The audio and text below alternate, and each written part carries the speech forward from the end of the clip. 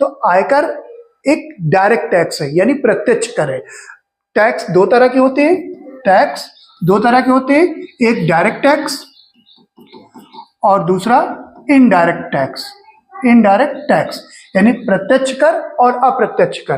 तो income tax एक प्रत्यक्ष कर है। प्रत्यक्ष कर यानी डायरेक्ट टैक्स वह टैक्स होता है जो जिस व्यक्ति पर लगाया जाता है उसका बर्डन उसी पर पड़ता है। इनडायरेक्ट टैक्स वह टैक्स होता है जो लगाया किसी और पे जाता है, उसका बर्डन किसी और पे पड़ता है। अगर हम इसके एग्जाम्पल की बात करें तो इनकम टैक्स एक डायरेक्ट टैक्स होता है, वेल्थ टैक्स यानी धन कर ये भी एक डायरेक्ट टैक्स होता है। अगर गिफ्ट टैक्स की बात करें तो ये भी एक डायरेक्ट टैक्स होता है। इनडायरेक्ट टैक्सेस में अगर आप बात करें तो GST, excise, custom, sale tax, VAT tax, ये सारे इनडायरेक्ट टैक्सेस के एग्जाम्पल है। आइए देखते हैं नेक्स्ट क्वेश्चन।